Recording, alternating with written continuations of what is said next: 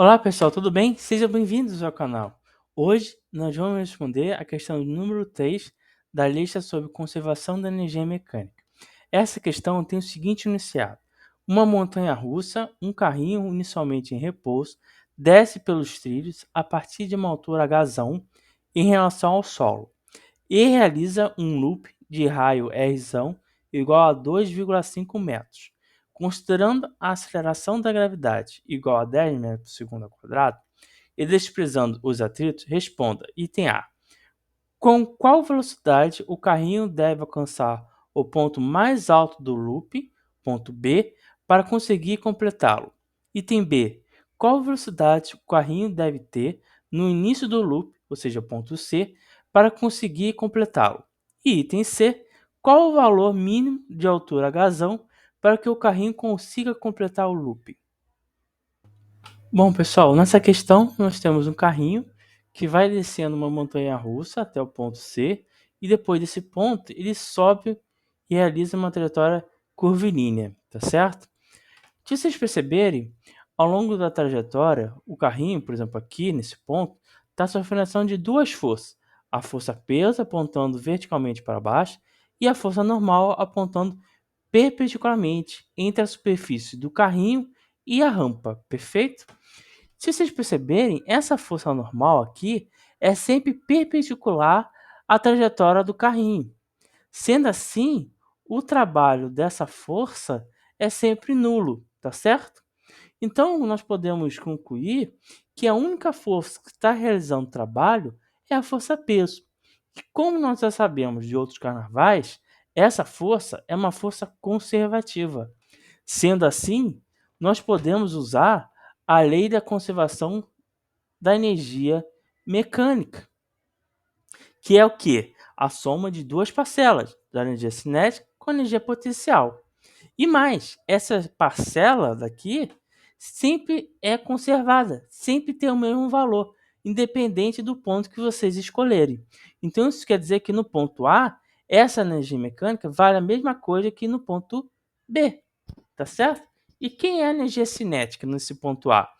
É meio da massa vezes a velocidade que esse objeto tem no ponto A ao quadrado, mais a parcela da energia potencial gravitacional, tá certo? Que é a massa vezes a aceleração da gravidade vezes a altura que esse objeto tem no ponto A em relação a esse nível aqui de referência que eu estou adotando nesse problema, perfeito? E igual à energia mecânica do ponto B, que é de novo a soma da energia cinética mais energia potencial, só que nesse ponto B agora. Então, cara, a energia cinética é a mesma coisa que do ponto A, só trocando A por B. E a energia potencial é a mesma coisa, trocando A por B.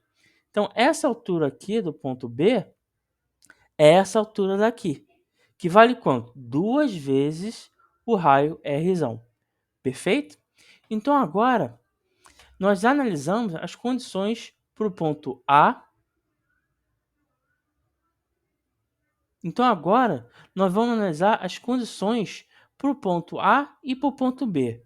As condições que eu falo são sempre a velocidade e a altura que esse ponto tem em relação a um nível de referência. Para o ponto a velocidade que ele tem, como ele está caindo, vale zero. E a altura HA é a altura desse ponto até esse nível aqui de referência, que vale quanto? H. Perfeito? E no ponto B? Bom, a velocidade é que a gente quer descobrir. E a altura H? Eu já disse, vale duas vezes o raio R. Então, se você substituir essas condições daqui, aqui, nessa expressão, vocês vão encontrar essa expressão daqui. Perfeito? Que relaciona a altura H com a velocidade no ponto B. Então, repare que essa equação, nós temos uma equação e duas incógnitas. Perfeito? Então, a princípio, nós temos o problema. Nós não conseguimos resolver. Mas o problema diz um detalhe que a gente não usou até agora. Que entre o ponto C e o ponto B, ele realiza um movimento curvilíneo. Tá certo? Então, vamos ver. Nesse ponto B, o objeto está sofrendo ação da força peso e da força normal, ambas apontando para baixo. tá certo? Na trajetória curvilínea, essa força resultante tem que ser igual à força centrípeta, tá certo? Que é o produto da massa vezes a aceleração centrípeta, que é o quê?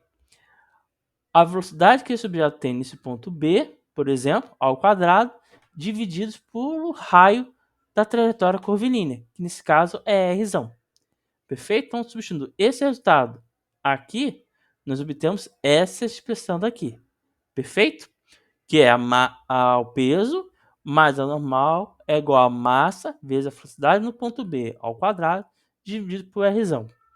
Então, a velocidade mínima que o objeto tem que ter no ponto B para não cair corresponde ao fato quando essa normal vale zero.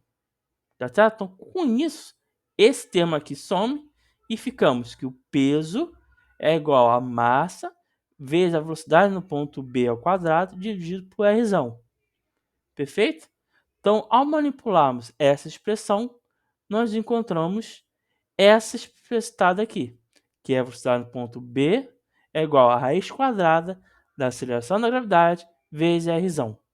Perfeito? Então, com isso, nós obtemos o item A da questão, tá certo? Agora, se vocês substituírem essa expressão aqui, da velocidade do ponto B, nessa equação daqui, nós podemos encontrar quanto vale o H. Então, vamos fazer isso. Então, vamos lá. Então, substituindo aqui, vamos ter aqui, a velocidade do ponto B é esse valor aqui. Então, ao quadrado fica a velocidade da aceleração da gravidade vezes R, tá certo? Como aqui tem a massa, aqui também e aqui também, eu vou dividir tudo isso por m, tá certo? Então, isso aqui vai cortar, isso aqui vai cortar e isso aqui vai cortar. E obtemos isso aqui. Agora, a mesma coisa. A aceleração da gravidade aqui também tem e aqui também. Então, eu vou dividir tudo isso aqui pela aceleração da gravidade. Perfeito? Então, isso aqui vai cortar, isso aqui também e isso aqui também. Então, obtemos isso aqui. Fazendo essa conta, nós obtemos que a altura H vale 5 meios de R. Perfeito? Então, com isso, nós resolvemos o item C da questão. Então, já resolvemos 2 itens dessa questão. Falta só um item, o item B. Então, repare o seguinte.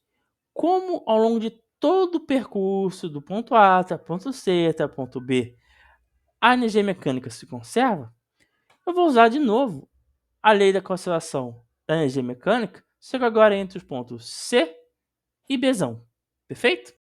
Então, pessoal, nós vamos ter que a energia mecânica no ponto C tem que ser igual à energia mecânica no ponto B, que é de novo o mesmo roteiro, que é o que? A energia cinética nesse ponto C mais a energia potencial nesse ponto tem que ser igual à energia mecânica do ponto B, que é o que? A energia cinética nesse ponto mais a energia potencial nesse ponto B. Tá certo? Então, dividindo as massas dessa expressão, porque todos os lados têm a massa, vamos ter esse resultado daqui. Essa altura HC, se nós olharmos na figura aqui, está no mesmo nível de referência que ele está adotando. Então, vale zero. Então, essa parcela daqui do lado esquerdo se anula, some. Essa velocidade aqui no ponto B, a gente acabou de calcular.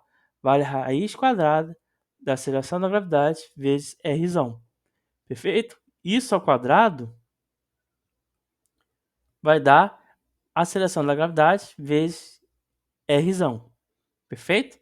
E a altura no ponto B? A gente acabou de calcular. Vale 2 vezes R.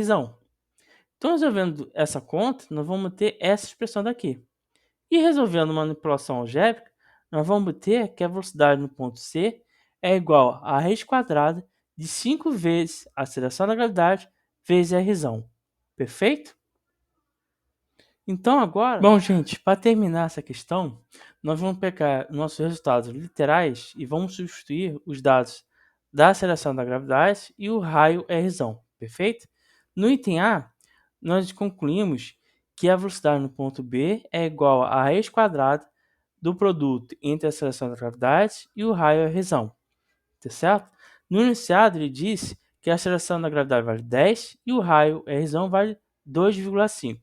Então, substituindo esses valores aqui, nós vamos encontrar que 5 metros por segundo é a velocidade. No item B, nós concluímos que a velocidade no ponto C é expressão aqui, é a raiz quadrada de 5 vezes a aceleração da gravidade vezes a razão. Substituindo o valor da aceleração da gravidade e o raio da razão, nós vamos obter um resultado de 5 vezes raiz de 5 metros por segundo, perfeito? E no item C, a altura razão, que nós concluímos, é 5 meios de r razão. Então, vamos ter um resultado de 6,25 metros, perfeito? Com isso, nós resolvemos essa questão e até o próximo vídeo.